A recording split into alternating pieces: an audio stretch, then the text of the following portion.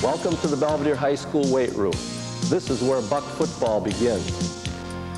Our 1993 state championship football season began here way back in December of 1992. Our players lift weights in order to become bigger, faster, stronger, and also to help prevent injury. In this highlight video, we will give you an overview of the season in the order in which it took place. There will be both good and bad highlights of every game, including scoring plays and scoreboard shots. We will show you starting lineups for every game, the opposing team's key players, and their record at the time that we played them. We will try to show how our football program and the Belvidere community work together and enjoy our successes together. We hope you will enjoy this video for many years to come. We knew that we had a rigorous schedule ahead of us, but our coaching staff felt prepared. Our coaching staff, from back left to right, Tom Sternquist with the offensive line and linebackers and special teams, Kurt Tobin, the receiver coach, Mike Hearn with defensive backs and head sophomore and defensive coordinator for the sophomores, myself as offensive coordinator with quarterbacks and fullbacks, Ralph McKenna with the defense and the defensive linemen, Chuck Larson, sophomore offensive coordinator, worked with halfbacks and offensive line, Daryl Magnuson with defensive ends and linebackers, Chuck Leonard, a freshman coach who helped with scouting, Doug Feldman, a junior high coach who helped with scouting, Bob White, a freshman coach with scouting, Marty Voiles, a volunteer with scouting, and Paul Van Acker, a head freshman coach with scouting. The roster consisted of 27 juniors. As sophomores, they had a 9-0 record, and as freshmen, they were 5-4. We had 24 seniors on the team. They were 8-1 as sophomores and 4-5 as freshmen. The captains chosen by the team were offensively Rob Shilgen and defensively Todd Lay. The coaches' picks for the year listed Belvidere as number 1, Hononegah number 2, Boylan number 3, Freeport 4, Jefferson 5, Guilford 6, East 7, Auburn 8, and Harlem number 9. We started off with Jefferson at home, then Hononegah away, Lake Forest a non-conference game at home, Auburn away, East away, Boylan home, Guilford away, Freeport home, and Harlem at home. Our first game of the season was against Jefferson. And even though we were picked to finish first and they were picked to finish near the middle of the conference, we knew that they would be a formidable opponent. Joe Bloom and his staff always prepare their players very well. However, our players also had prepared well and came out and started the game in very good fashion. Jefferson was picked to finish 5th in the conference, mainly because they had many offensive and defensive linemen who had graduated the previous year. Usually they are in the top 3 in the conference. Our offensive starting lineup included number 12, Jeff Gardner at quarterback, number 33, fullback, Magoo Martinez, number 44, halfback, Shad Pease, number 34, halfback and punter, Aaron Latino, number 10, split end, Matt McClinton, number 86, tight end, Bill Kaiser, number 66, right tackle, Stu Sell, number 67, right guard, Rob McCoy, number 52, center, Andy Pollock, number 63, left guard, Joe Wick. Number 59, left tackle, Aaron Pearson. On defense, number 58, left linebacker, Kyle Cox. Number 51, right linebacker, Ron Barr. Number 50, defensive end, place kicker and punter, Andy Curley. Number 64, right end, Adam McClinton. Number 72, right tackle, Jim Creighton. Number 73, left tackle, Brian Horkheimer. Number 60, nose guard, Todd Lay. Number 14, strong corner, Rafael Avila, who also did some place kicking. Number 11, strong safety, Lou Martinez. Number 21, free safety, Eric Nelson. And number 29, weak corner, Yul Berg. Key players for Jefferson were tight end, number 84, Middleton, quarterback, number 15, Olson, and offensive center, number 74, Nothnagel. On defense, number 61, linebacker, Peterson. Number 44, linebacker, Martindale. and defensive tackle number 42, Maraska, and two-way player, defensive back and halfback number 24, Hill. The strengths of the team were they have a very good tradition. Joe Bloom, the head coach, has been there many years. He's the dean of the conference. It's a very strong program year in and year out. They will have an experienced offensive backfield. The weaknesses of the team were the offensive line and defensive line. The first big play of the game was Jefferson's long gain on third down on their first possession. We were in good position, but we didn't react to their speed very well. They were able to pitch the ball and get outside, and Hill was able to turn the ball up the sideline. A nice play there by Yul Berg, stopping the touchdown. Also, they were called for a clip, so the play was brought back partially. Shortly thereafter, Kyle Cox comes through on a blitz and throws a ball carrier for a loss. On offense, our first big play was Magoo Martinez over left tackle, breaking it for a big gain.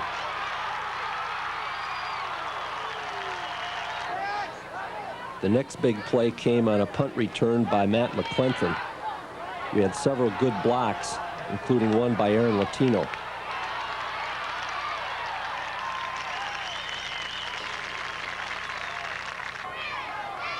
David By will get the ball on a counter play and breaks it up the middle for a good gain. Next on defense, we'll have a fumble recovery.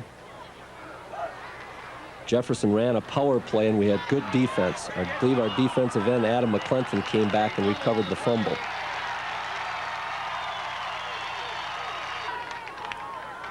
On offense, we run the option to the outside, pitch the ball to Aaron Latino. He gets a good block by Shad Pease and takes it down to about the 3-yard line for a first down. Here you can see the play being signaled in from the sideline, first the formation and then the play call. Aaron Latino will get the ball over the right side on a 27, but he breaks it to the outside where the opening is. After the extra point by Andy Curley, the score stood at 7-0.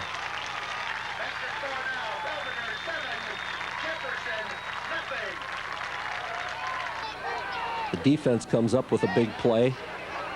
It looked like Jefferson was going to run a counter and miss the handoff. Next, they try a pass play, which breaks down. The quarterback scrambles, and Ronnie Barr comes up with a big hit.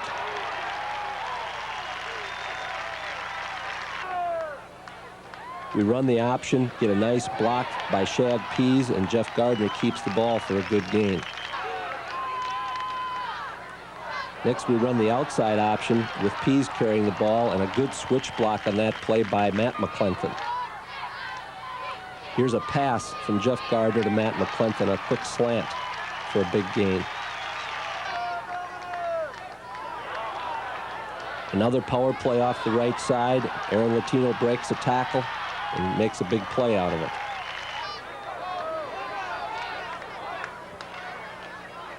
Jeff Gardner keeps the ball around the left side for a touchdown. After the kick, the score is 14-0.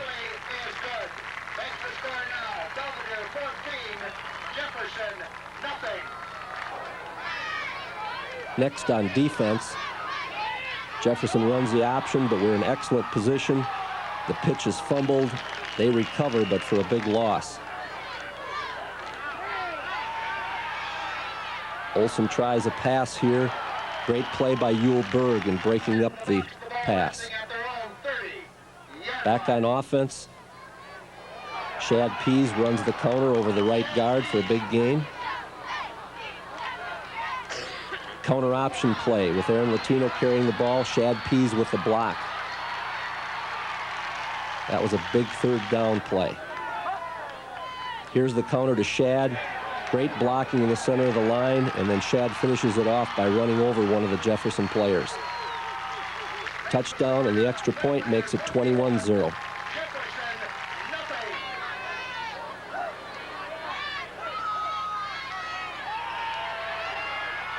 Jefferson tries to run a quick pass. Quarterback can't find anybody open and scrambles. We wind up with a fumble recovery. The ball was stripped from the quarterback.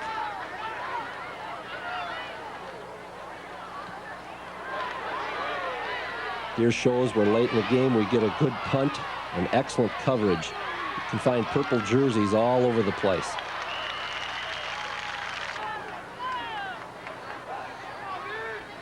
This is another option play by Jefferson. Again, excellent defense, especially by Lou Martinez there, causing a bad pitch, which we recover on the 3-yard line.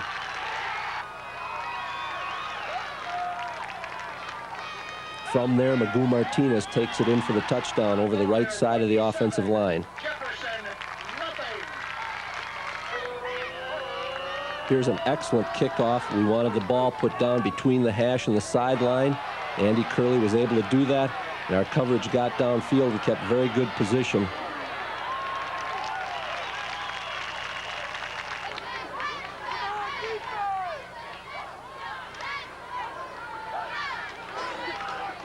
Here again, Jefferson tried the outside option, and once again, Lou Martinez was in great position along with the rest of our defensive people.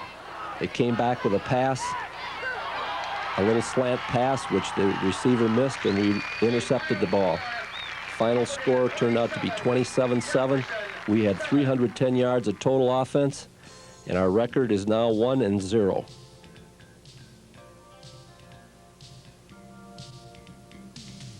For the second game of the season, we traveled to Hononegah. I picked them to win the conference because of the number of returning lettermen that they had. We knew it would be a tough game and would probably go down to the wire, which it did. Our starting lineups were the same, except at offensive right guard, number 70, Rob Shilgen, who was hurt the week before, came in as a starter. He is also the offensive co-captain. Hononegah's top players were quarterback number 13, McLeod, halfback number 22, Wash, defensive end and fullback number 31, Dyka, defensive back number 4, Sharpolini, linebacker number 65, Schickles, defensive tackle number 61, Morley, split end number 2, Vanderhayden.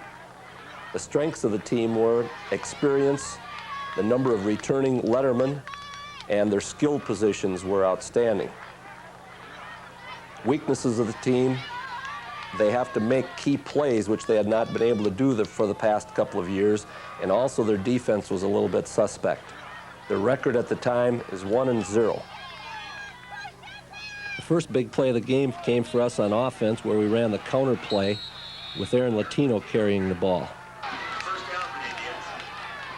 Next on defense, we see linebacker Ron Cox and defensive end Andy Curley, along with Lou Martinez, making a big play.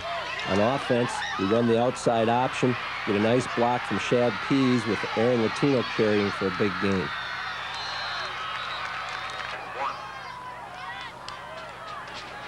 Here's Magoo Martinez with a great run and punishing a tackler in the secondary. Another counter play behind Joe Wick with Aaron carrying the ball. In the second quarter, Magoo runs over the right side behind Stu Sell and Rob Shilgen.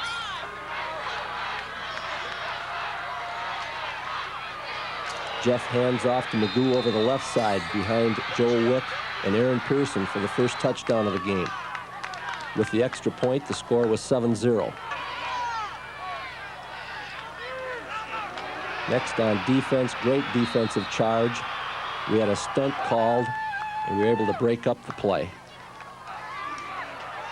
Short yardage situation, great team defense. The tackle finished off by Brian Horkheimer. Another great play by the defensive line. Todd Lay was the first one in on that one. Here's Magoo off left side again for a big gain. Hononegah comes with a draw, and our defense smelled it out. The score at halftime was 7-7. In the third quarter, we have a 27, a power play with Aaron carrying the ball. Here's Hananiga back to throw, and a big interception by Yule Berg.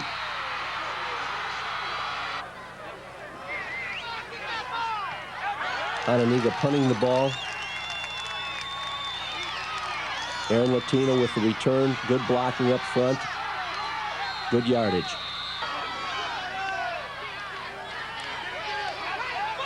Here we had an option play call. The ball was fumbled, but it took a good bounce for Shad Pease, and he took it up the sideline for a long gain.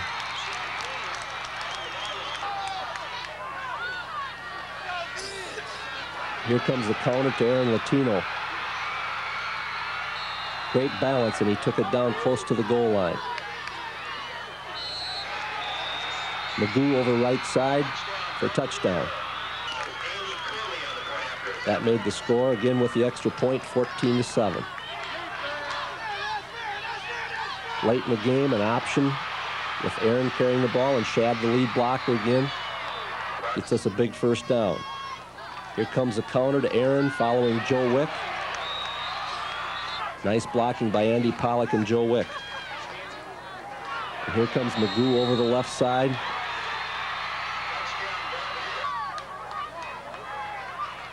The touchdown with the extra point made the score 21-7.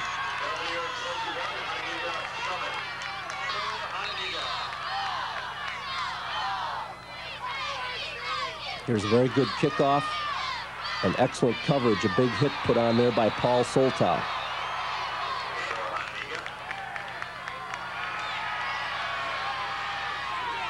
Great coverage on that by Ron Barr, coming up with a big hit. There's a big play late in the game on offense where Jeff took the ball for the first down and helping to preserve our 21-14 win. We had 352 yards of total offense. The record is now 2-0. Our third game of the season was a non-conference game against visiting Lake Forest. They were a very highly rated team in the Chicago area, ranked 4th, and also had several outstanding individuals. We started the game very strong, just as we had done in the previous 2 contests. The starting lineups were the same, except number 31, David By, started at halfback in place of Aaron Latino. On defense, Todd Lay started at left defensive tackle, and nose guard number 13, Rob Anderson, made his first appearance.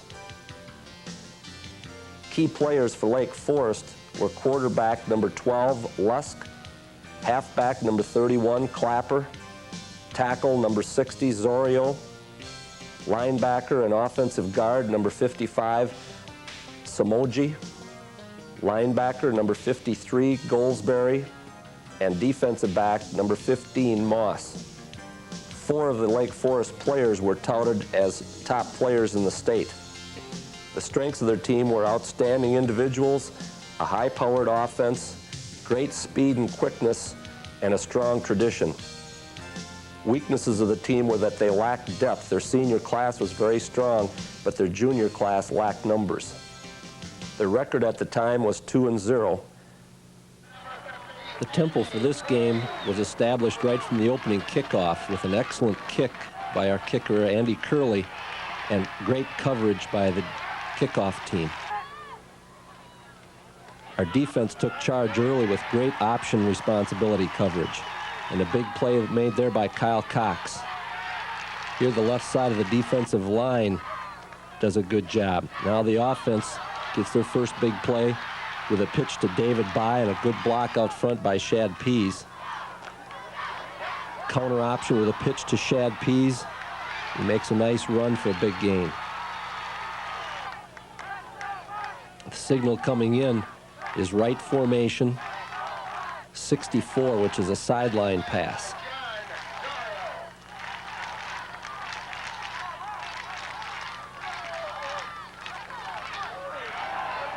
Very good execution in the backfield. Great pattern by Matt McClinton and a touchdown. Andy Curley adds the extra point, and we lead 7-0.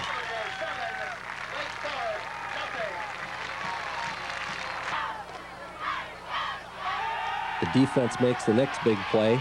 The quarterback tries to scramble off from a pass, and we have very good pursuit.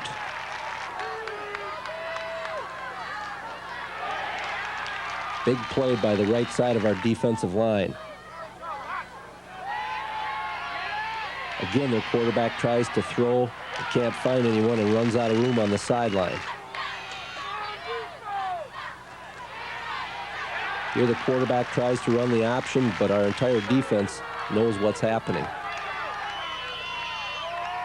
Once again, they try to run the option, but all of our defenders are in the right place. Matt McClinton and Yul Berg were the key defenders on that play. Here from deep in our own territory, we got a very good kick from Andy Curley out of bounds with no return. Great position on defense by Lou Martinez causes the incomplete pass. The next pass, the quarterback scrambles, and Rob Anderson catches him for a sack. We come back with a counter play, Aaron Latino up the middle.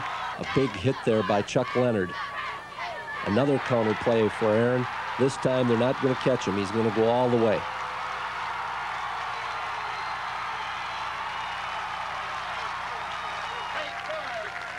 That made the score after the extra point 14-0. Here a quick slant pass should have been completed, but the receiver heard footsteps. Another pass, and the quarterback is barely able to get it away, was called incomplete.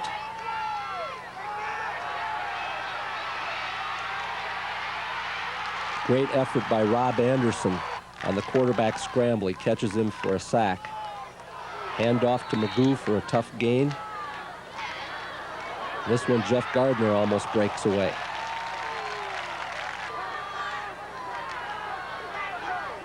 Off right side, Magoo for a big gain. Here comes a counter to Shad Pease up the middle over right guard for a big gain. Excellent reception by Matt McClinton.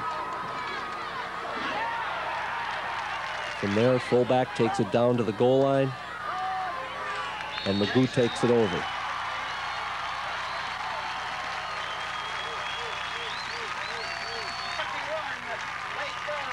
The extra point added on made it 21-0. Again, a good kickoff by Andy Curley. Very good coverage. The ball is popped loose, and we recover on about the 15 or 20 yard line. Counter option play, pitch to Aaron Latino. Great block up front by Shad Pease, and a touchdown right before the end of the half made the score 28-0.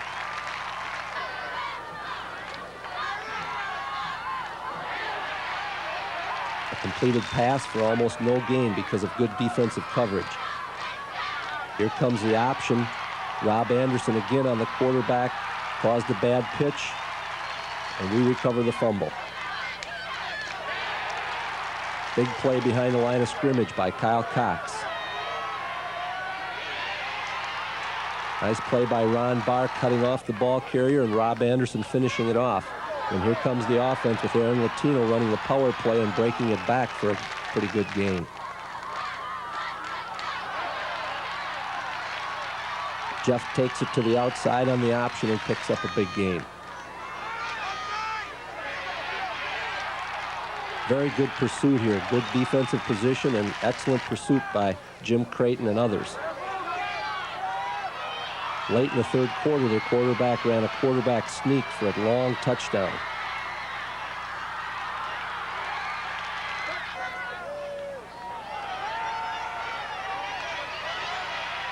Excellent pass coverage made this sack. Was tackled by Jim Creighton. Fourth quarter, Rob Reel sets up on a play-action pass and hits Chuck Leonard for about 25 yards.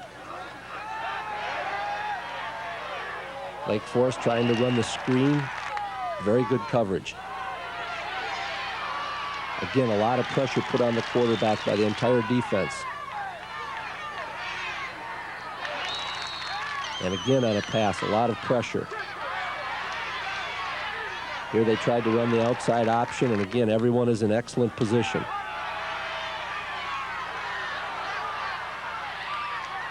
Here they were able to score their second touchdown on a long pass play. That made the score 28-12.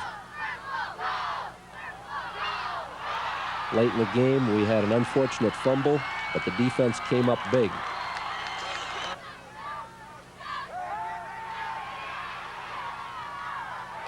Interception down on the goal thwarted that drive. And here comes Aaron Latino on a 27 over the right side.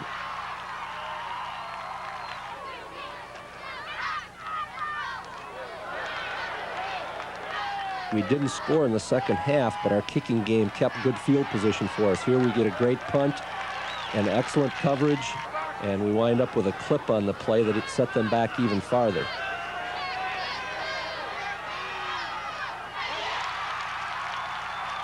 Late in the game, we get the big interception. Final score, 28-12. We had 301 yards of total offense, and our record at this point is 3-0. Auburn was our fourth opponent, and even though they were 0-3, we were fearful that we would have a letdown after playing very well against three tough opponents in our first three games. As the game progressed, it became apparent that our fears were well-founded. Offensive changes for us were fullback number 41, Jason Logan, and number 34, Aaron Latino at halfback, and tight end number 80, Chuck Leonard. On defense, number 72, Jim Creighton, started at left tackle, and number 20, Paul Soltow, at free safety. Key players for Auburn were quarterback number 12, Parham, halfback number 22, Jones, defensive back number 32, Taylor, split end number 20, Ross, and offensive guard number 76, Moore. Strengths of the team were speed and an experienced offensive backfield. Weaknesses included a new system under first-year head coach Rick Schmitz, offensive and defensive line weakness, kicking game weaknesses, and lack of tradition. The record at the start of the game was 0-3. The first big play in the Auburn game is Aaron Latino running a counter over the left side behind Joe Wick and Andy Pollock's blocks. And then Jason Logan at fullback takes it over for a touchdown early in the game for a 7-0 lead. The Auburn quarterback fumbles the ball, and Kyle Cox picks it out of midair. Jeff Gardner turns the option upfield, makes a tough run for a lot of yards.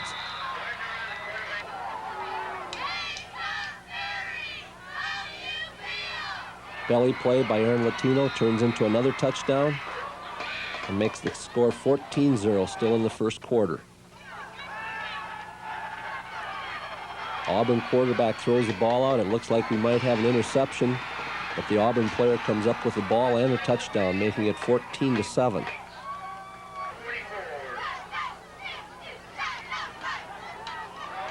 David Bye carries the ball on a belly play for big gain. And then Jeff hits Chuck Leonard at tight end for a big pass play and a touchdown. That makes the score 21-7 in the second quarter.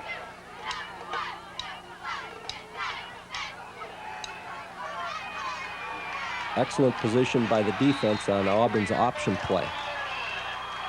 Here the quarterback sneak by Auburn for a touchdown.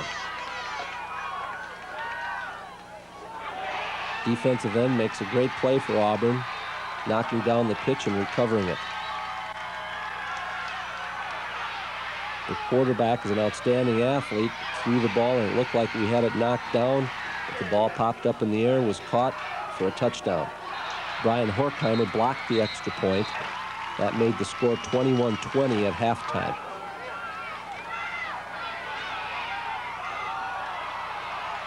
Here our defense causes a fumble and we come up with a recovery and good field position. Jason Logan takes it up the middle for a big gain. And from there, Shad Pease takes it over the right guard for a touchdown. The same play for the two-point play makes the score 29-20.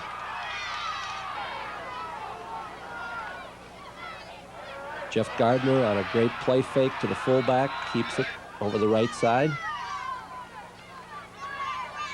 And the belly play to Aaron Latino goes for a big gain. Jason Logan again taking the ball down near the 5-yard line. And the belly play once more to Aaron Latino for the touchdown, making the score 35-20.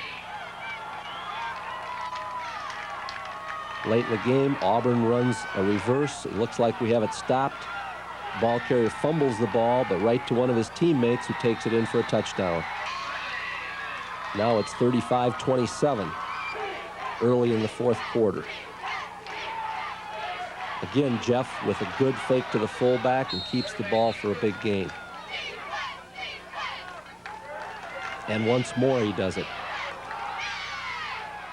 Here comes the counter to Shad Pease again for another touchdown, making the score 41-27. And that's the way the game finished. 395 yards of total offense, record 4-0. East was the 5th game on our schedule. And even though they were not highly touted in the conference, we knew they would be a tough opponent. As the game progressed, we slowly took charge of the game. Changes on offense were fullback number 33, Magoo Martinez. At left defensive tackle, number 60, Todd Lay. And at free safety, number 21, Eric Nelson. Key players for Rockford East were quarterback number 7, Lane, tailback number 43, Salters, offensive tackle number 75, Reintz, and 3 linebackers, number 51, Copsio, number 50, Pope, and number 85, Reagan. Strengths of the team were speed, an experienced quarterback, and 2 experienced linebackers. Weaknesses were depth, youth, their special teams play, and overall defensive play. The record was 1-3. In the East game, the opening kickoff was a big play for us as we had some fine blocking up front, and Aaron Latino was able to take it out over the 40-yard line. Then Aaron, on a counter play over the left side, broke out into the open and pulled away from everybody for the first touchdown, making the score 7-0. Fine kickoff by Andy Curley. The East player had a hard time handling the ball, and we had excellent coverage. A belly play handed off to Aaron, goes for another long touchdown. The score is now 14-0, early in the first quarter yet. We had a stunt on defense by linebacker Kyle Cox. Lou Martinez stepped in front of the pass. On offense, Jeff comes back with a nice run over the right side. The handoff, or fake handoff rather, to the fullback, and Jeff scores the touchdown.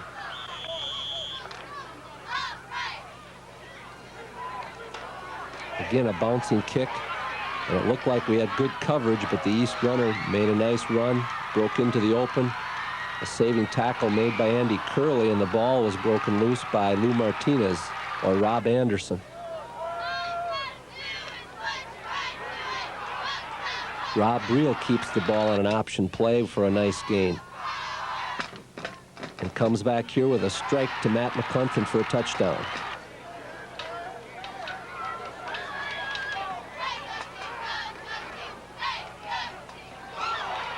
Defense coming up with a big fumble.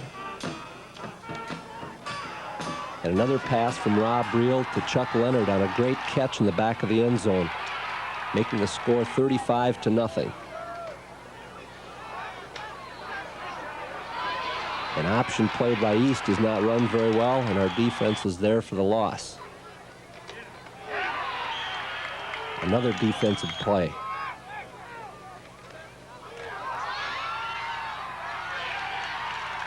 Here, an option pitch is recovered by us. And then David Bye makes a nice run on the belly.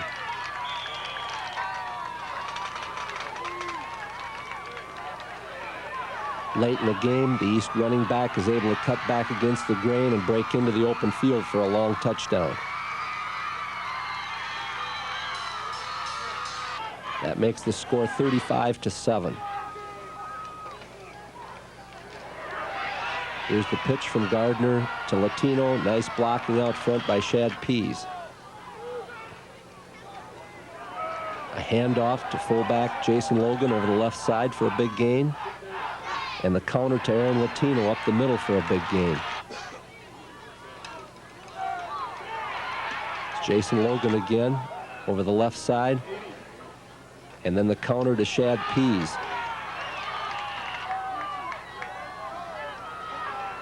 And Jeff takes it over for a touchdown on the quarterback sneak, making the score 42-14 early in the fourth quarter.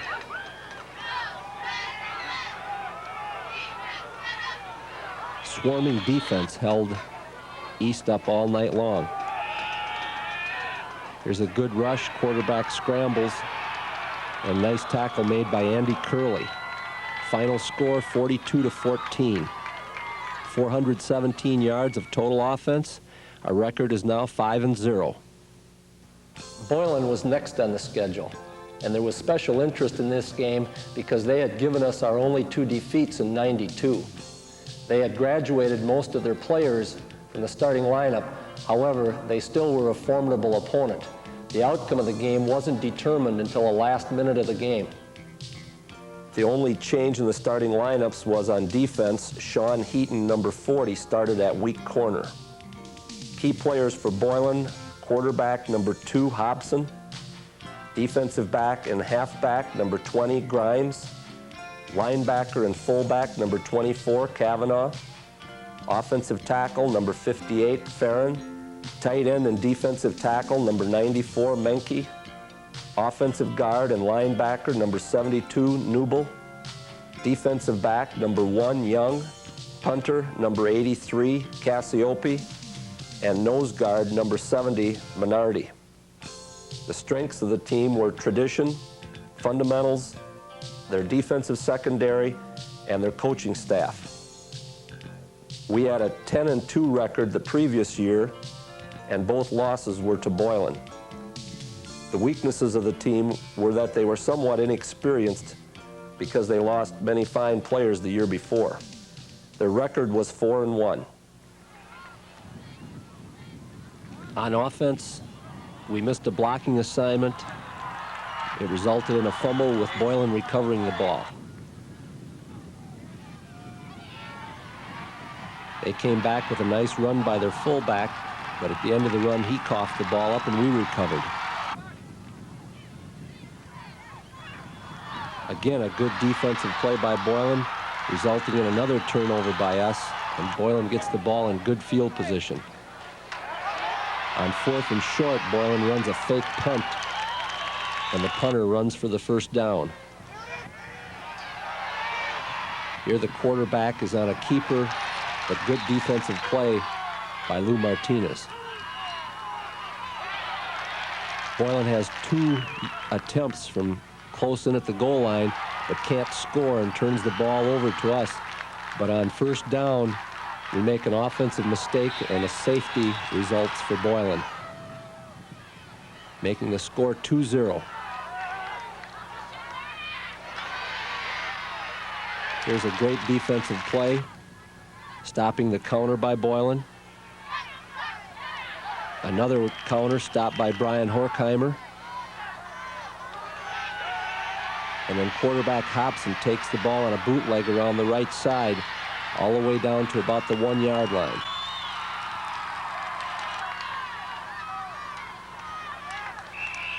The fullback takes it in from there for the first touchdown of the game. The extra point, the ball was snapped and fumbled, and we tackled them for no points. Score is 8-0. Here the quarterback throws a pass, or attempts to. No one's open, and we come up with a big sack. Here comes a counter, a draw, and good team defense. We're trying to conserve time right before the half. Again, a good defensive effort, excellent pursuit by Adam McClellan, and the rest of the defense, and we're able to get the ball back. Get a nice run here by Aaron Latino. Good block by Shad Pease.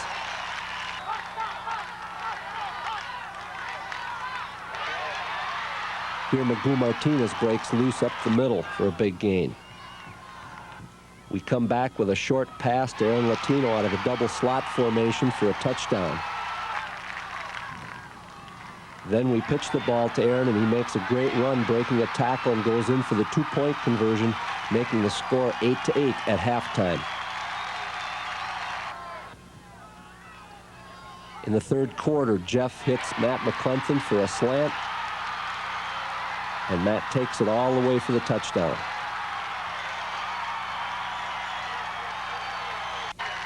After the extra point, the score is 15-8 in our favor. However, on the next kickoff, Boylan gets great blocking and a good return.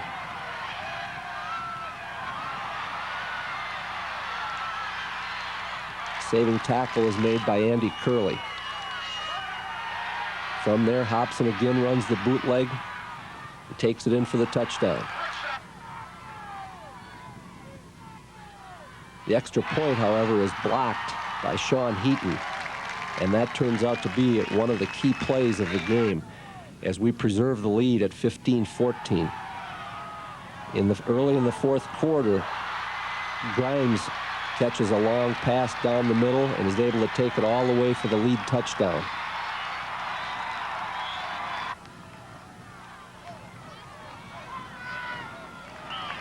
The two-point conversion fails, and Boylan leads 20-15. Here we throw a sideline pass to Matt McClenthan for a good gain. And Magoo off the left side behind Aaron Pearson for a big gain. And the same play again for a good gain. Great second effort by Jeff Gardner turns out to be a good play. And then a tight end pop to Chuck Leonard picks up about 7 yards. On 4th and long, we go for the halfback option pass. Outstanding play by Aaron Latino and Matt McClenthan results in the winning touchdown. Score is 21-20 with just a few minutes remaining, and from there it's the defense's turn to take over. Here the pass was knocked down by Rafael Avila. Great pressure put on by Adam McClenthan to cause the incompletion. The offense was then able to rack up a couple of first downs to run time off the clock. It's a big first down run by Magoo. Final score 21-20. We had 232 yards of total offense and makes our record 6-0. Number 7 was Guilford. And under first-year head coach Rich Infacino, they were showing a revitalized program, and they were challenging us for the conference lead. The game started with them making a very strong showing. Changes in our starting offensive lineup were halfback number 31, David By, and left guard number 62, Matt Schultz. Defensive changes were right linebacker number 17, John Demas, and drop end number 56, Rich Paulson. Key players for Guilford: defensive back and quarterback number 7, Jaime; tailback number 34, Richardson; defensive tackle and tight end number 84, Londo; linebacker number 58, Schrank; linebacker number 42, Polk; kicker number 1, Frakes; defensive end number 67, Slaybaugh; offensive tackle number 63, Del Vecchio; and offensive center number 74, Sebastian. The strengths of their team were outstanding athletes. They had big, strong linebackers and speed at the skilled positions. Weaknesses of Guilford were a new system under first-year head coach Rich Infacino and inconsistency. Their record was 5-1, despite being picked number 6 by the coaches in the conference.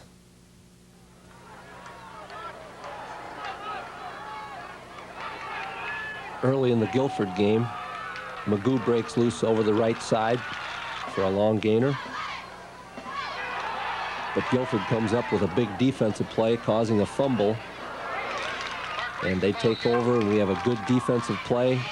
And then Hank Hamey, the quarterback, finds a receiver open in the end zone for the first score of the game. They take the lead 7-0. Great defensive play on the option for a loss. Then there's a mix-up on the snap, and we come up with the football. Jeff takes it around the left side behind excellent blocking, down near the goal line, and from there Magoo takes it in over the right side for a touchdown. However, the play was called back because of a penalty, and then Jeff took it over on the quarterback sneak.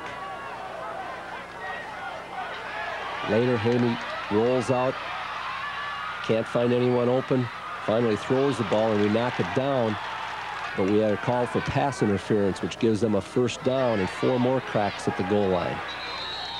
Our defense comes up big, making 3 stops in a row.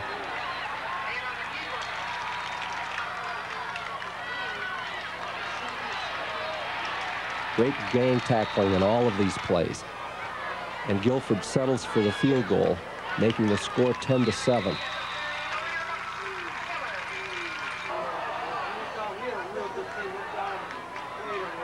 On the kickoff, we get a good return, but the big part of it is their kicker, number 7, is knocked out of the ball game by 2 good blocks by Matt Schultz and Jason Walker.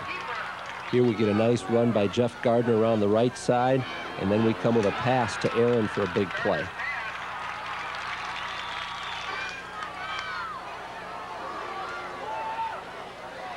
Here's a slant pass to Matt McClinton, and a great catch. And a good fake to Magoo, and Jeff takes it over for the touchdown. That makes the score 13-10.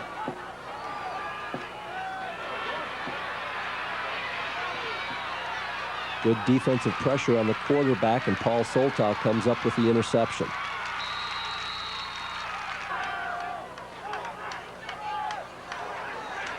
Good defensive gang tackling and pursuit.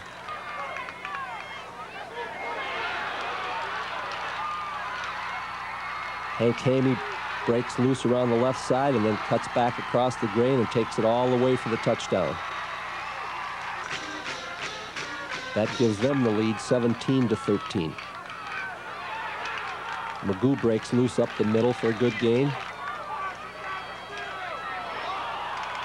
Great defensive play and super effort here on getting the recovery of the fumble.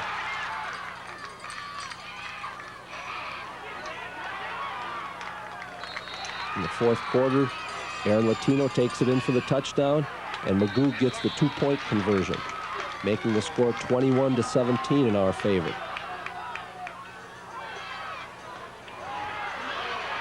Hamey breaks loose one more time,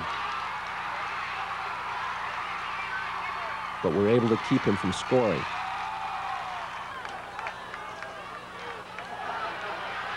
Option play with great defense.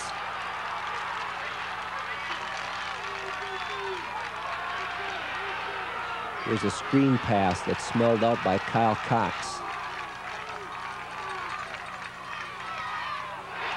Late in the game, we throw a quick pass to Chuck Leonard for a big first down.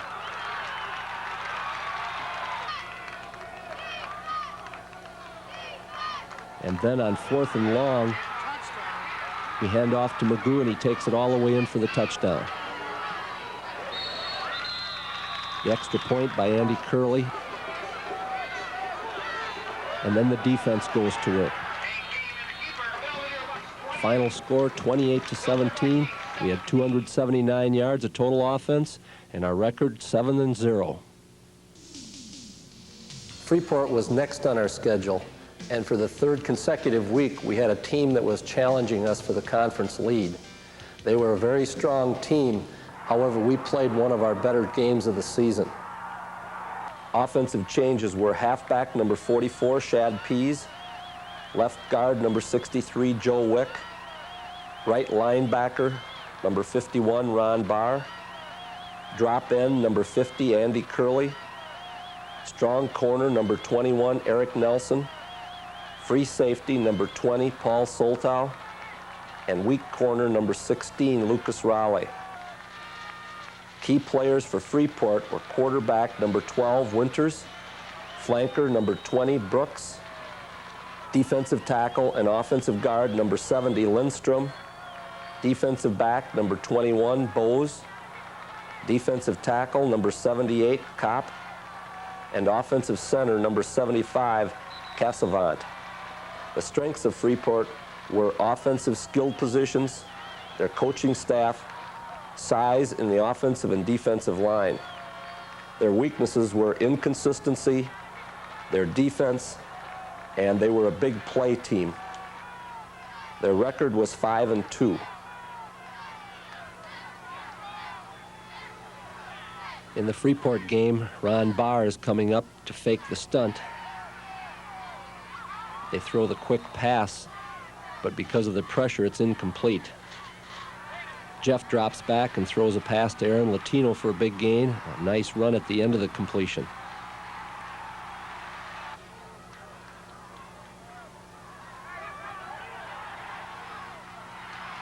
Good fake to the fullback. Jeff keeps the ball in the option and takes it down near the goal line. The handoff to Magoo behind Shulgin, Sell, and Leonard is good for the touchdown and a 7-0 lead.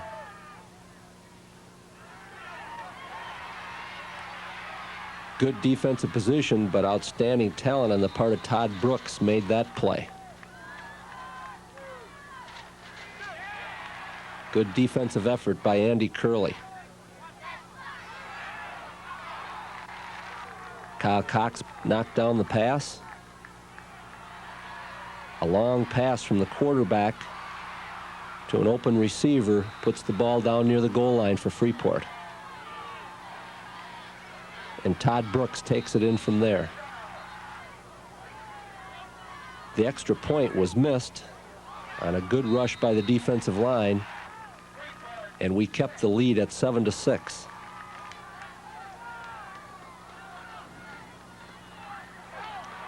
The pitch to Aaron Latino with good blocking on the outside makes a big gain.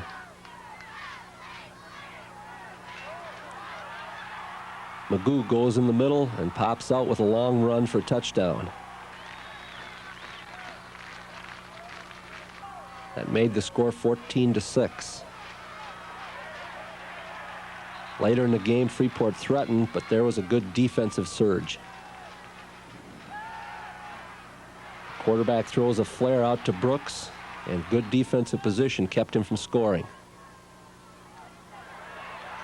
Jeff takes the ball off the right side on the option play.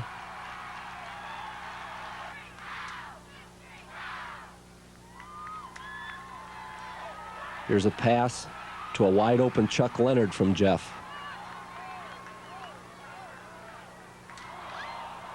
A little mix-up on the fullback quarterback mesh, and Freeport came up with a fumble recovery. Here's Aaron on an outside option, again getting good yardage. Great blocking by the left side of the offensive line. Aaron Pearson, Joe Wick, and again they block very well. Touchdown for Magoo. Big defensive hit by Brian Horkheimer. The punt by Freeport. Good blocking and good running gives us a real fine return.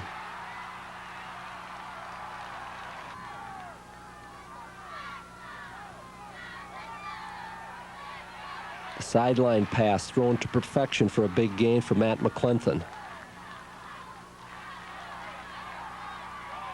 And another sideline pattern for a big gain.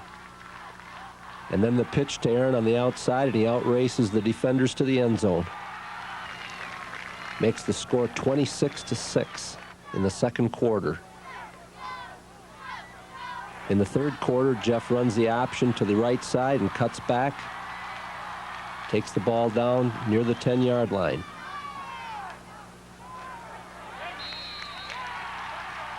Magoo takes it over for the touchdown. The two-point pass is good, and the score is 34-6.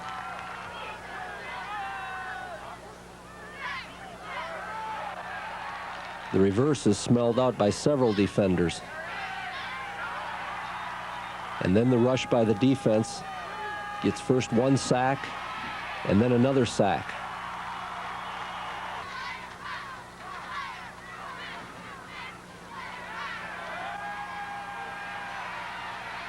Quarterback scrambled. Jim Creighton came up, knocked the ball loose, and we recover.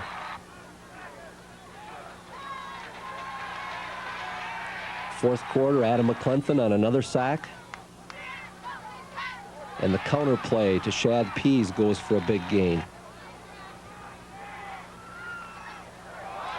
Jason Logan takes the ball over right tackle and breaks loose for the touchdown, making the score 40-6.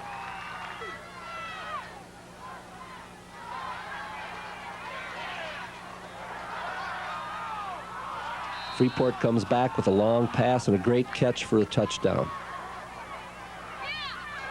The two-point attempt is no good, making the score 40-12, and that's a final. We had 440 yards of total offense, and the record is now 8-0. The last game of the regular season was against winless Harlem. We wanted to use this game as a warm-up for the playoffs and also a chance to give our regulars some rest. Our offensive changes were halfback number 31, David Bye, and defensive weak corner number 14, Rafael Avila. Key players for Harlem were quarterback number 12, Kirkpatrick, linebacker fullback number 34, Mulcahy, linebacker number 58, Anderson, defensive tackle number 76, Hackman, defensive back number 38, Ramsey, split end number 85, Whitford, and running back number 45, Foster. The strengths of the team were a new coaching staff and a new attitude. Weaknesses were no tradition, lack of speed and strength, and lack of fundamentals. The record was 0-8. Early in the Harlem game, we hand the ball off to Magoo up the middle for a big gain, and then come back with a counter to David Bye for the touchdown behind the blocking of Joe Wick and Andy Pollock. Harlem's quarterback comes back to throw. Lou gets his hand on it, and it's intercepted. Jeff throws a strike to Matt McClenton on the slant for a touchdown. That makes the score 14-0 with very little time off the clock. The defensive line comes up big against the run. The option pitch to Aaron Latino with Jason Walker blocking in front. Another touchdown. Rafi Avila now doing the kickoff. Very good coverage, a big hit, and the ball is loose, and the Bucs recover.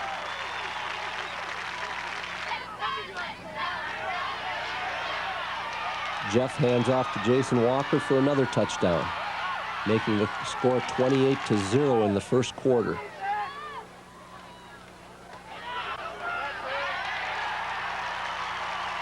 Kyle Cox gets the sack off the stunt, and another counter play to David Bye goes for a big gain.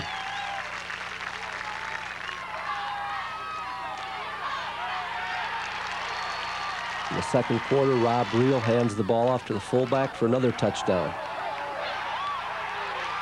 And then Rob keeps the ball off the right side for a long touchdown run.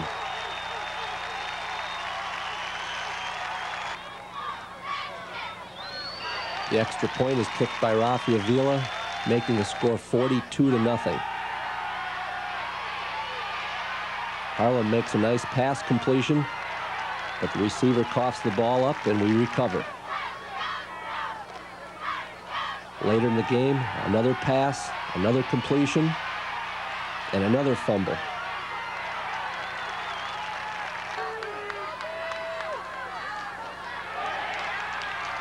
A great rush by the defensive line results in a sack.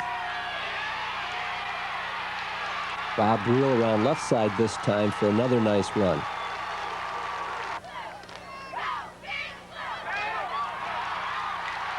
Then Jeff Gardner takes it over the right side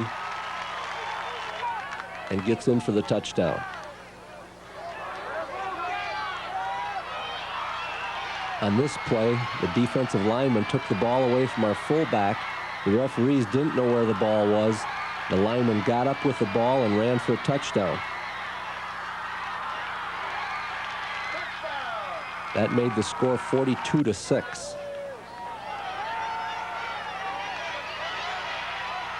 Rob Reel pitches the ball back to Ryan Morris for a nice gain.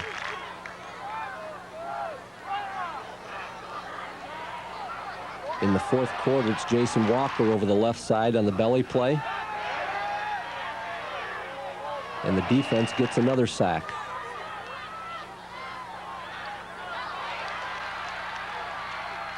Rob Reel throws a pass over the middle for a touchdown. Making the score of the final 49-13. We had 447 yards of offense and a record of 9-0. The first round of the playoffs saw the IHSA sending us to play East Moline United Township of the Western Big Six Conference. They had completed the regular season with a 6-3 record. However, they proved to be a formidable opponent. The game was filled with inconsistencies and big plays. A change in the offensive lineup was number 62 at left guard, Matt Schultz. Key players for East Moline were halfback defensive back number 27, Trice, quarterback number 6, Bartels, center and defensive tackle number 50, Thies, nose guard number 70, Christensen, and tight end number 89, Killiam. The strengths of their team were quickness, and they were excellent in the skilled positions. Their weaknesses were size, their defense, and special teams play. Their record was 6-3. The opening kickoff in the first playoff game was mishandled by East Moline, but they were able to recover just in time. Their fast halfback, Trice, broke it open early with a long run for a touchdown.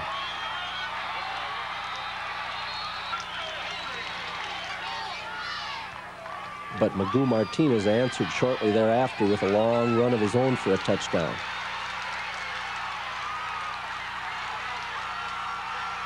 Magoo showing some very good speed there, being chased by their fast defensive backs. That knotted the score at 7 apiece. The next kickoff was also mishandled, but they recovered and then fumbled again, but again recovered the ball.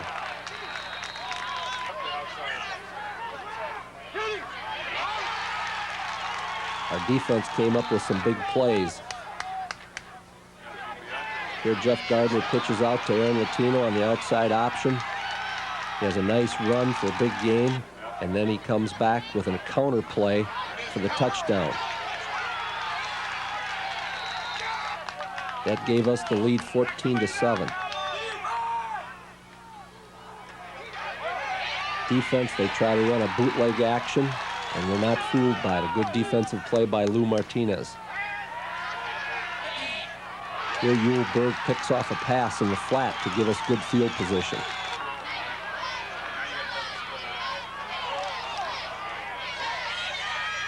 Again, good defense as we stayed home and took care of our responsibilities. The counter play to Jason Walker over the right guard goes for a big gain.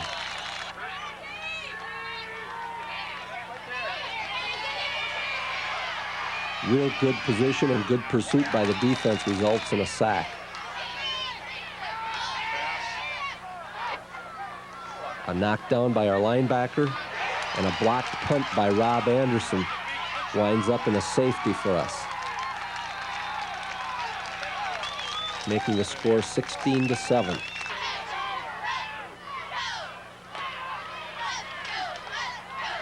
From midfield, Andy Curley gets a great punt, but it rolls just barely into the end zone for a touchback out to the 20.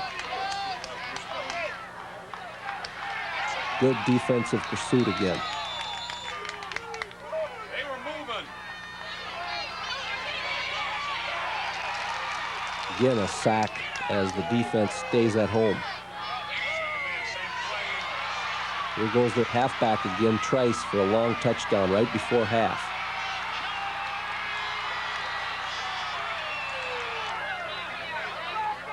The two-point conversion was good, making the score at halftime 16-15 in our favor.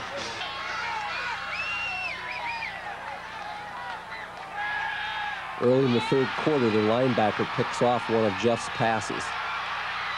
Puts them in great field position.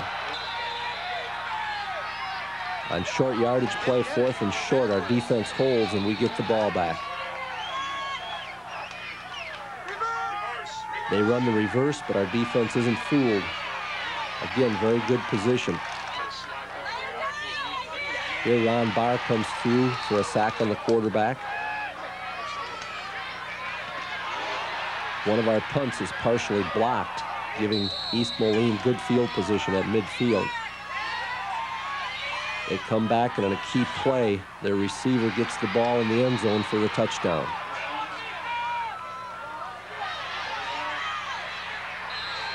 The two-point conversion is good, and East Moline leads 23-16. A bad pitch on the counter option results in a fumble, and East Moline comes up with a recovery. Again, the defense gets another sack. And still another sack. They punt the ball, and we take it deep in our own territory. On first down, we throw a pass that's tipped. Matt McClenton comes up with it and goes the distance for the touchdown. The pass had been intended for Aaron Latino and was tipped by their free safety. The extra point was good by Andy Curley, tying the score at 23 each with just under 7 minutes to play. Another punt puts us deep in our territory, inside the 5. From that point, we get some tough running by Magoo and Aaron Latino. And we bring the ball out to near midfield.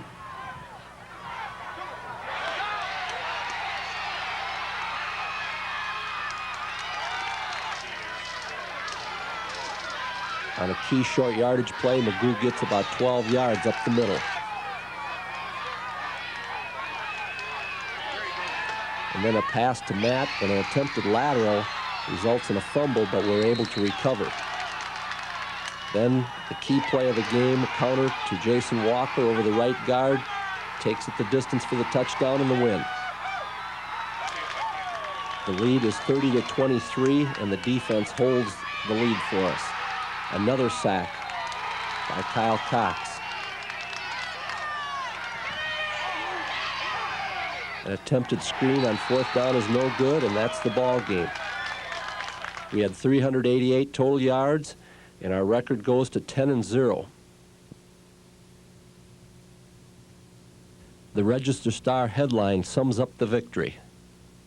Rock Island of the Western Big Six Conference was our next opponent.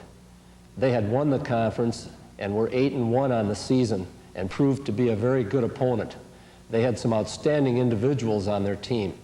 However, our preparation proved to be the key factor in the ball game. An offensive change for us was halfback number 27, Jason Walker, and defensive cornerback number 29, Yule Berg. Key players for East Moline: defensive back quarterback number 9, Vesey, linebacker fullback number 35, Williams, halfback number 45, Harrington, linebacker number 32, Bullock, and defensive tackle number 61, Cantu. Strengths of the team were team speed and quickness and an outstanding quarterback and fullback. Weaknesses of the team were experience in the playoffs and their passing game. Their record was 9-1. They were the conference champs in the Western Big Six Conference. In the second round game, the weather had a lot to do with the outcome. Here we have a bad snap from center, but our punter, Andy Curley, does a great job of getting free and getting us some positive yardage on the play. That was probably a difference about 50 yards. The defense was outstanding. Here a punt by Andy Curley is mishandled, and we recover. The fullback tries to carry the ball off tackle, but he's swarmed under. Again, Todd Lay comes in for the big hit.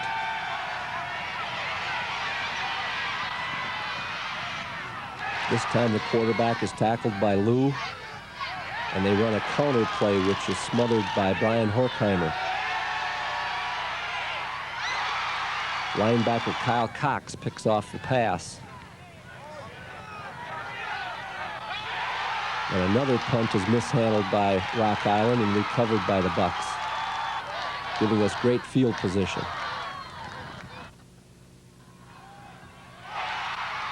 A great pass by Jeff Gardner and a catch by Latino puts us right down near the goal line, and Magoo takes it in for the first touchdown. The ensuing kickoff is also mishandled by Rock Island, and once again we recover. The pitch on the option to Aaron results in a big play.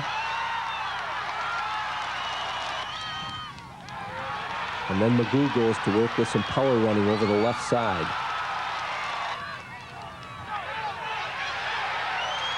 And then Magoo again over the left side for the touchdown. The start of the second half saw even more snow. And good coverage by our kickoff team. And good defensive pursuit. Counter option. Good block by Shad Pease. Nice run by Aaron. Been a great effort by Todd Lay and good position by Lou Martinez, and Brian Horkheimer steps up for a big hit. The option to Aaron once again results in another touchdown. The extra point by Andy made it 21-0.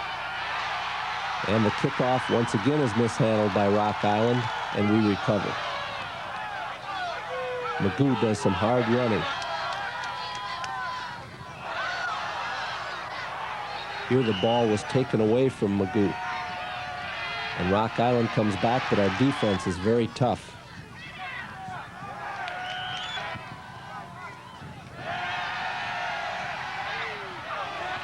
Counter pass is incomplete. The counter play to Aaron results in a good gain.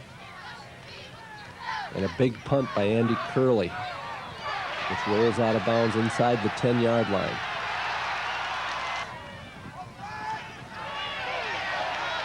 Again, a sweep is thwarted by our defense. We come back with Shad Pease carrying on the counter for a nice gain. And then Magoo takes it up the middle for the touchdown.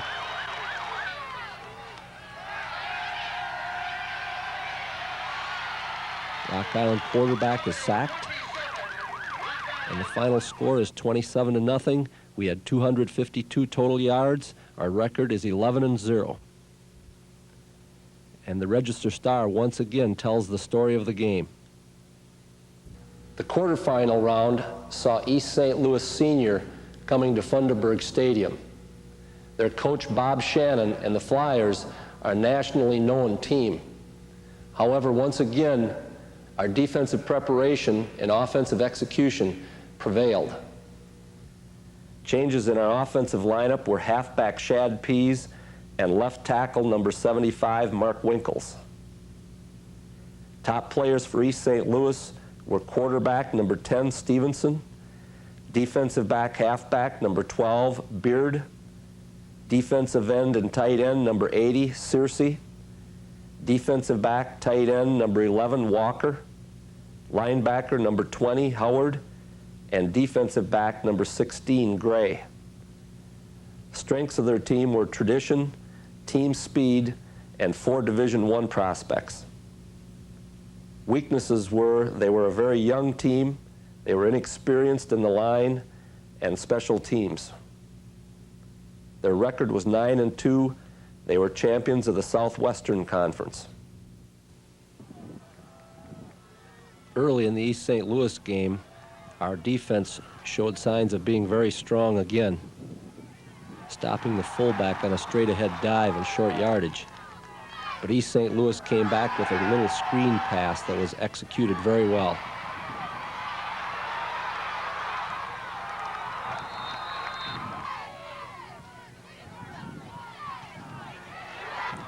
A counter play got some more yardage, and great pursuit and second effort by our defense kept them from scoring on the play. But on short yardage, our defense held twice to take over possession of the ball.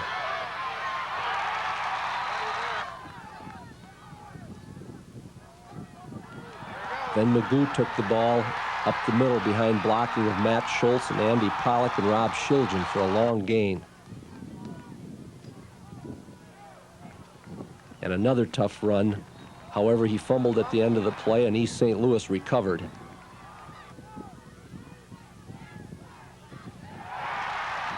Rob Anderson makes a big play on the trap in the middle.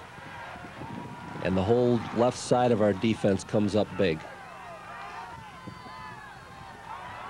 Counter play is stopped from the back side.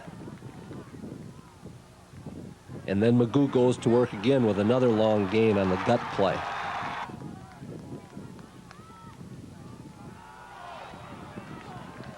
And another play up the middle gets some tough yardage. Magoo on the handoff gets a big first down. And the same play gets more yardage. Magoo goes in for a touchdown, and that makes the score 7-0.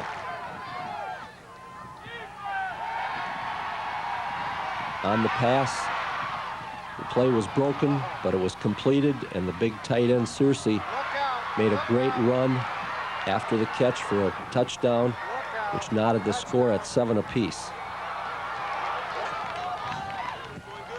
That was good. Magoo came back with a nice run off the left side, and then over the right side for a big gain. Some excellent downfield blocking on that play. The counter to Shad Pease goes for a touchdown on a great run. The extra point by Andy Curley was not good, and the score was 13-7.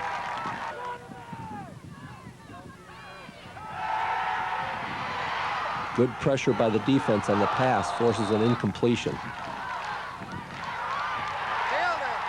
And a short yardage play results in a turnover on the part of East St. Louis. Aaron Latino comes up with a belly off the right side for a big gain. And the counter play to Shad Pease gets more yardage.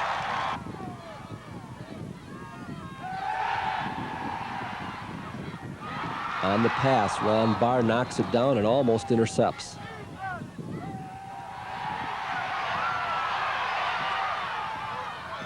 Then their receiver makes a great catch, giving them good field position.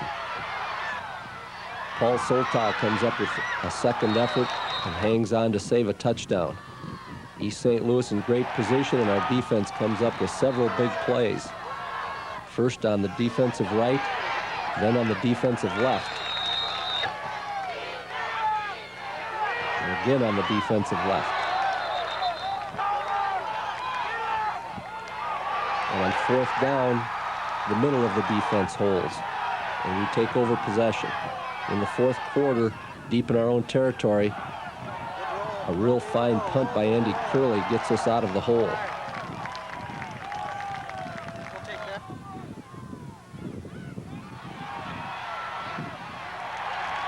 Great defense. The offense comes up with a short yardage play again, and then a sack by the defense. And once again, Andy gets off a very good punt. And good coverage keeps East St. Louis out of good field position.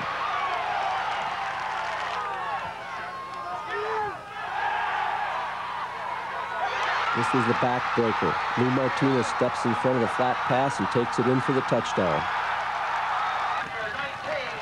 That made the score 19-7.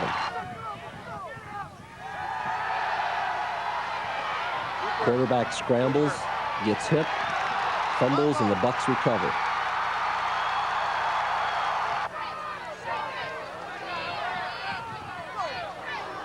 Magoo on second effort gets a big first down.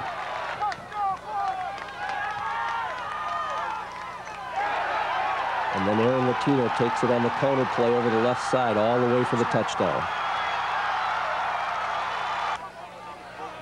The extra point by Rafi Avila is good and makes the score 26-7.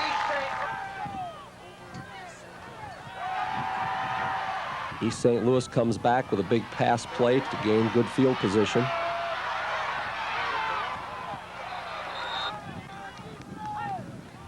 The defense gets a good rush and a sack.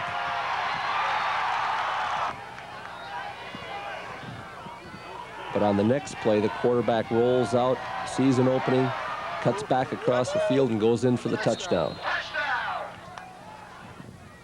The two-point conversion attempt fails. And the final score is 26-13. We had 337 yards of total offense, and our record is now 12-0. The Belvidere Daily Republican gave us outstanding coverage as usual. Boylan's Titan Stadium was the site of our semifinal game. This game marked the first time in IHSA playoff history that two teams from the same conference had met in the semifinal game. The game was played in front of a televised audience and was a grueling contest, living up to all expectations. We had no changes in our offensive or defensive lineup from the previous week. Key players for Boylan: quarterback defensive back number 1, Young; halfback defensive back number 20, Grimes; fullback linebacker number 24, Kavanaugh; tight end defensive tackle number 94, Menke; offensive guard linebacker number 72, Newble; and split end punter number 83, Cassiope. Strengths of the team were they were rapidly improving. They were coming off a big upset of Wheaton Warrenville South, and their defense was very strong.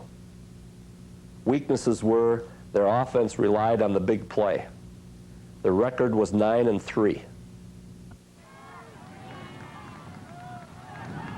On offense, Magoo Martinez gets some real tough yardage against a good Boylan defense. The defense once again was outstanding as Ron Barr comes from his linebacker position.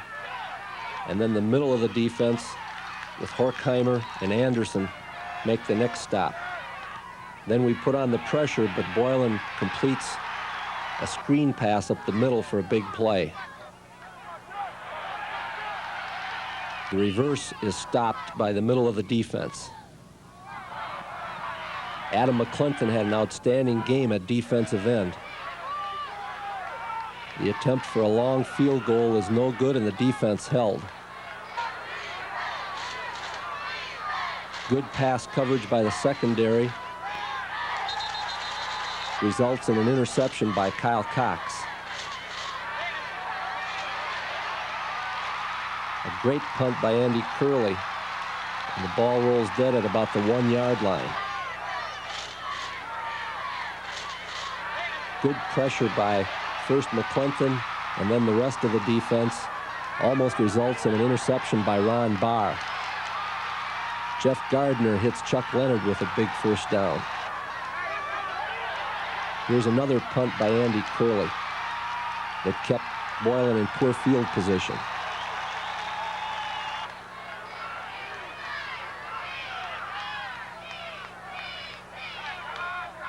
A screen pass is smelled out by Todd Lay for a big tackle.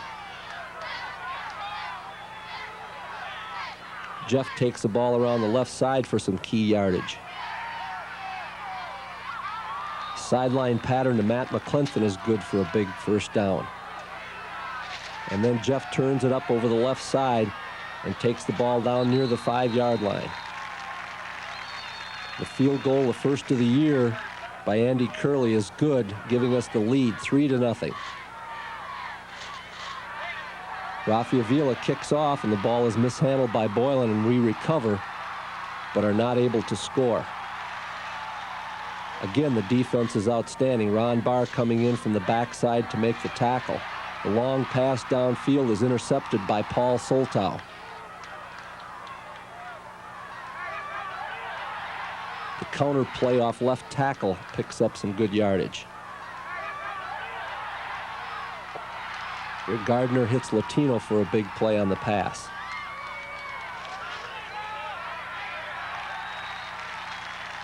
The inside counter is smelled out by Horkheimer and Barr. And then Magoo gets some tough yardage up the middle.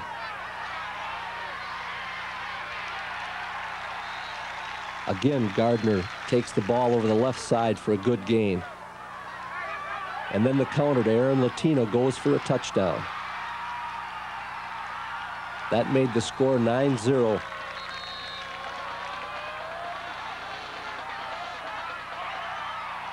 Another fine kickoff by Rafi Avila, and good coverage puts Boylan in poor field position again.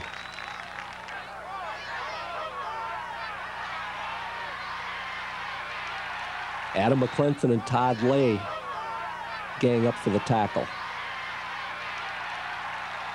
Again, good pressure and the knockdown of the pass by Kyle Cox. A sack by the defense.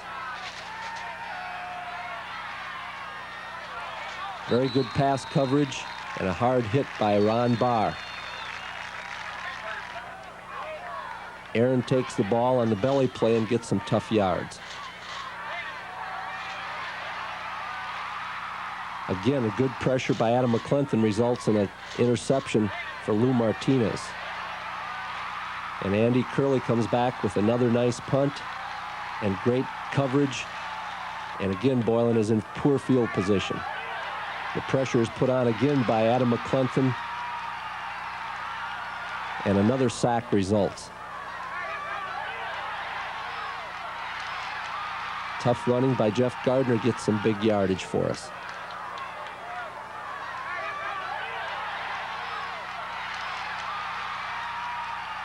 Excellent coverage by the defensive secondary. Eric Nelson knocked the ball down. Good defensive position by Andy Curley on the last play. A 9-0 win. We had 198 yards of offense, and our record is now 13-0. This is it, the state championship game, with Bolingbrook, its head coach Phil Acton, being a highly regarded team in the nation, ranked number 12 in USA Today and number 1 in the Chicagoland area. They had some outstanding individuals. However, this was a chance for the Belvidere Bucs to showcase what their program is all about. Once again, we had no changes in the offensive or defensive lineup from the previous week. Key players for Bolingbrook were defensive back, quarterback, number 9, Williams, halfback, number 22, Day, defensive end, tight end, number 99, Augustus, offensive guard, number 66, Choi, defensive tackles, number 60, Lau, and number 82, Mann, and kicker, number 7, Durkin. Strengths of the team were team speed and quickness, and great athletes in skilled positions, and great special teams play. Weaknesses were they had no big game experience, they were a big play offense, and they were inconsistent. The record coming into the game was 13-0. They were the SICA West Conference champs. For the state championship game, the fans from Belvidere made the trip to Bloomington just like they always do. They came early and they came in large numbers.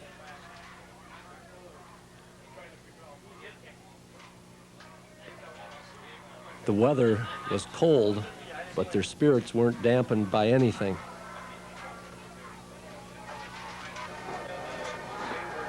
This is the coin flip.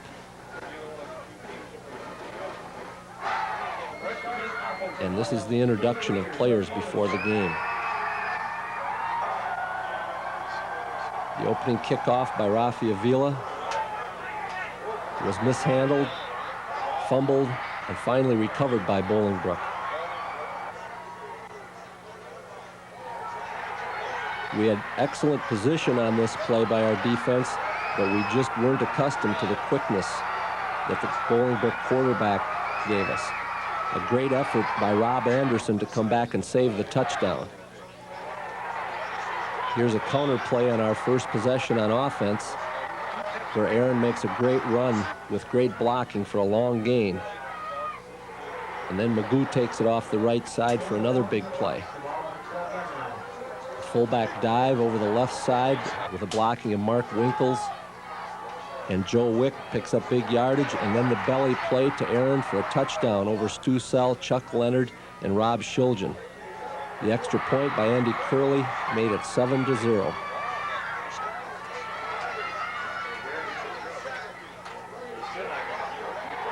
The defense was outstanding. The left side with Todd Lay and Ron Barr made a big play.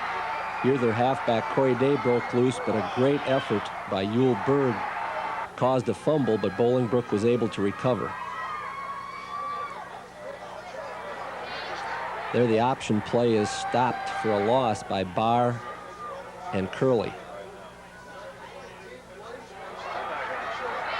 Again, the counter play is not allowed to get any yardage. On offense, Jeff Gardner's able to give the fake on the option and pick up some yardage for us. The pop pass to Chuck Leonard gained some tough yardage.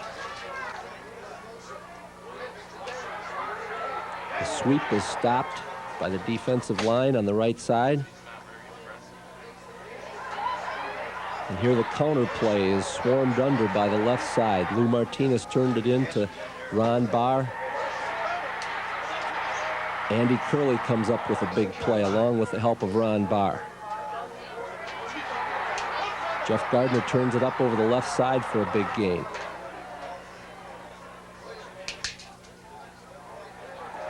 Again, Andy Curley comes down for the tackle on the halfback. The long pass is broken up here by Paul Soltow.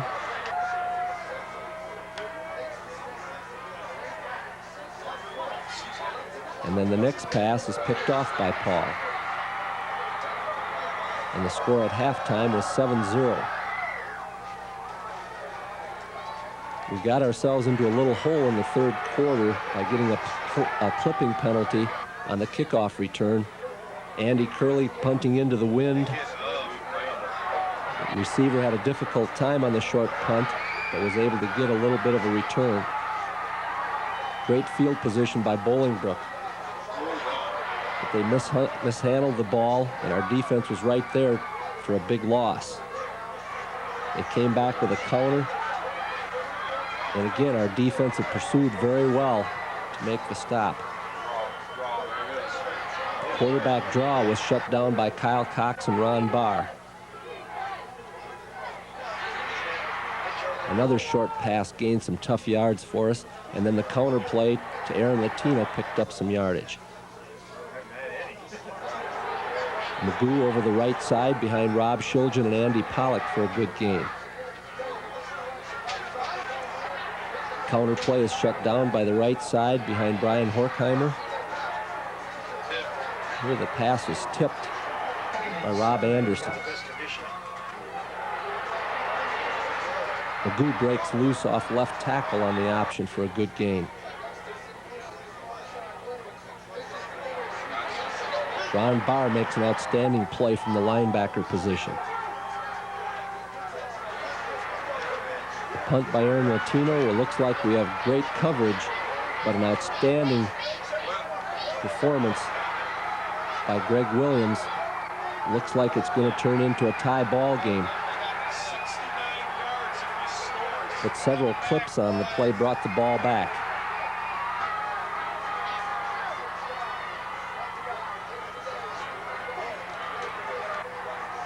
sweep is shut down by Kyle Cox and Todd Lay. And Yul Berg makes the tackle on a little reverse. Here the draw is stopped by Ron Barr with help from Paul Soltau. A big play by Adam McClenton with a fumble recovery by Lou Martinez. Got it. And then the offense takes control and uses up the clock. Jeff Gardner gets some yardage on left side and then on the right side. Quarterback sneak takes the ball down real close to the goal line, but the next sneak he is not able to put the ball in, and Bolingbrook takes over. Their last attempt is thwarted by a sack by Adam McClenton. And as the seconds tick away, the players start to celebrate.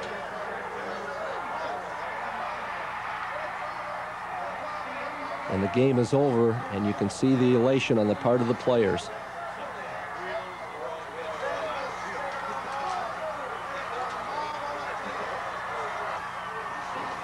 The scoreboard shows the final score, 7-0. And here's the presentation of the trophy.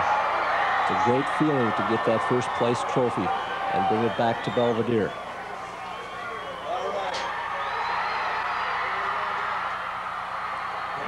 Fans in the stands show their approval. For the Class 5A championship game, the Illinois High School Association thanks you for joining your team here at Hancock Stadium and hopes you have enjoyed your visit to Illinois State University. And of course, no Buck game would be complete without the traditional hand slaps.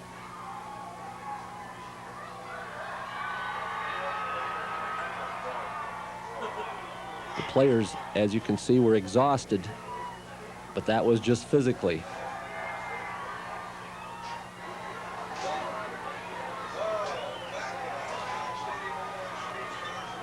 After 14 tough games, this was a fitting ending to a tough, hard-fought season.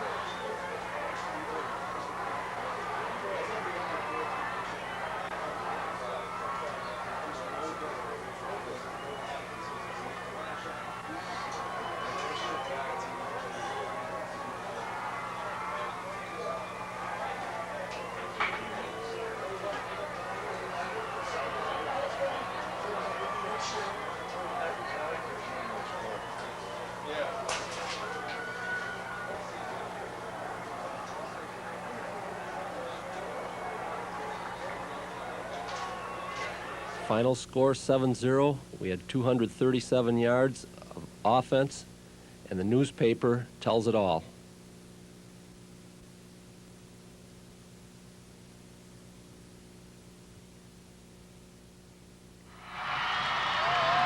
The homecoming rally was fantastic. Our fans were all at the junior high to welcome us home.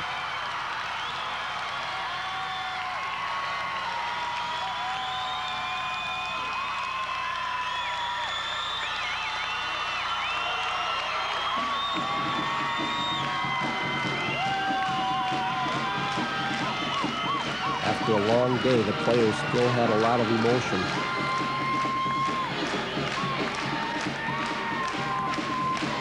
Even the future stars turned out.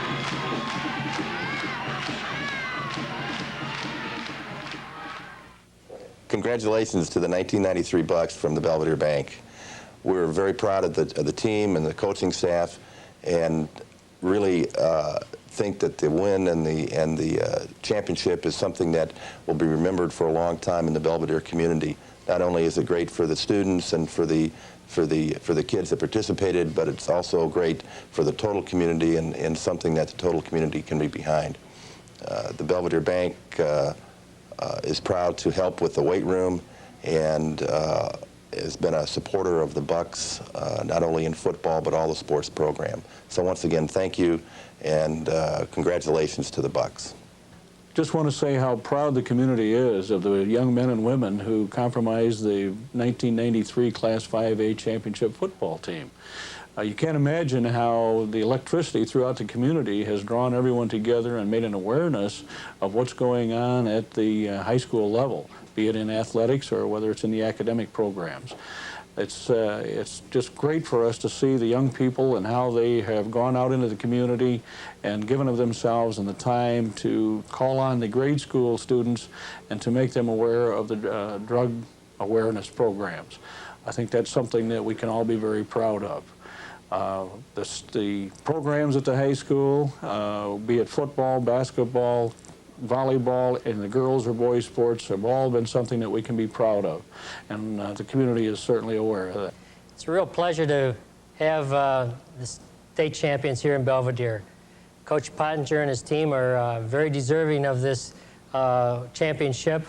They've offered so much confidence and so much pride to our community, and I understand their boys are not only good football players, they're good citizens and they're good students. And this program is a real compliment to, or complements our academic program, makes these students even better citizens and better students. And it's a real privilege to congratulate them on the fine season. On behalf of the Belvidere Buck Booster Club, we'd like to congratulate the 1993 Class 5A state champions, the Belvidere Bucs. The state championship was definitely a team effort. So many people contributed, not only in the games but also in practice, by how we had to prepare for the games. Because of this, I would like to go through and introduce each one of the players. Number 10, Matt McClenton, a senior wide receiver. Number 11, Lou Martinez, a senior defensive back. Jeff Gardner, number 12, a senior quarterback. Number 13, Rob Anderson, a junior nose guard. Number 14, Rafael Avila, a junior defensive back. Number 15, Brian Jensen, a junior defensive back. Number 16, Lucas Raleigh, a senior defensive back. Number 17, John Demas, a junior linebacker. Number 18, John Bentley, a junior defensive back. Number 19, Rob Reel, a junior quarterback. Number 20, Paul Soltow, a junior defensive back. Number 21, Eric Nelson, a senior defensive back. Number 25, Corey Janish, a junior wide receiver. Number 27, Jason Walker, a junior halfback. Number 28, Matt Krajine, a senior nose guard. Number 29, Yul Berg, a junior defensive back. Number 30, Josh Sheehan, a sophomore defensive tackle. Number 31, David Bai, a senior halfback. Number 32, Ryan Morris, a junior halfback. Number 33, Magoo Martinez, a senior fullback. Number 34, Aaron Latino, a junior halfback. Number 40, Sean Heaton, a junior defensive back. Number 41, Jason Logan, a junior fullback. Number 42, Travis Akers, a junior linebacker. Number 44, Shad Pease, a senior halfback. Number 50, Andy Curley, a senior defensive end. Number 51, Ron Barr, a junior linebacker. Number 52, Andy Pollock, a senior offensive center. Number 53, Dave Schroeder, a junior, offensive center. Number 54, Jason Perez, a junior, defensive tackle. Number 56, Rich Paulson, a junior, defensive end. Number 57, Brad Love, a junior, offensive center. Number 58, Kyle Cox, a senior, linebacker. Number 59, Aaron Pearson, a senior, offensive tackle. Number 60, Todd Lay, a senior, defensive tackle. Number 62, Matt Schultz, a junior, offensive guard. Number 63, Joe Wick, a senior, offensive guard. Number 64, Adam McClinton, a senior, defensive end. Number 65, Charles Rodberg, a sophomore, offensive center. Number 66, Stuart Sell, a senior, offensive tackle. Number 67, Rob McCoy, a junior, offensive guard. Number 70, Rob Shilgen, a senior, offensive guard. Number 72, Jim Creighton, a junior, defensive tackle. Number 73, Brian Horkheimer, a junior, defensive tackle. Number 74, Shane Kirchner, a junior, defensive tackle. Number 75, Mark Winkles, a junior, offensive tackle. Number 76, Andy Guler, a junior, offensive tackle. Number 79, Jason Dawley, a junior, defensive end. Number 80, Chuck Leonard, a junior, tight end. Number 82, Joel Grover, a junior, tight end. Number 83, Justin Ferry, a sophomore, quarterback. Number 86, Bill Kaiser, a senior, tight end. Number 87, Rudy Munoz, a sophomore, fullback. Number 88, Andy Baird, a junior, wide receiver. Number 89, Keith Romine, a sophomore, fullback. Number 90, Darren Wiebe, a sophomore, linebacker. Number 91, Ben Spencer, a junior, defensive end. This year's managers and statisticians were Amanda Clark, a sophomore, Sarah Cox, a senior, statistician Beth McGraw, a senior, manager Patty Kroll, a senior, and Krista Erickson, a junior. Manager John Maxwell, a junior.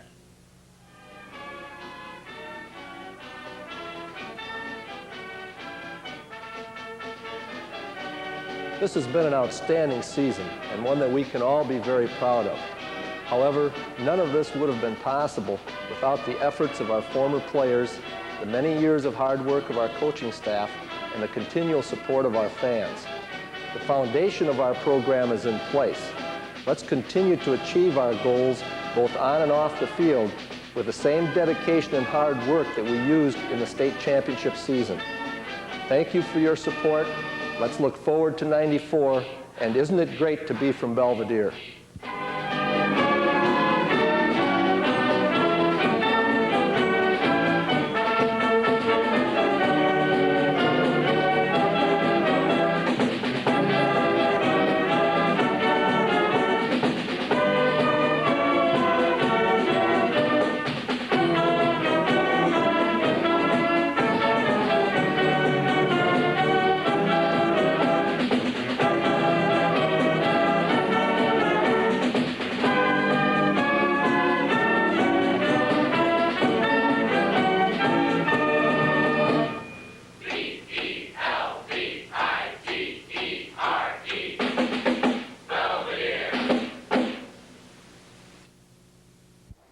Extend your seasons, and this is what it's all for, and it's all worth it. From all of us, congratulations and thank you very much, Belvidere Bucs.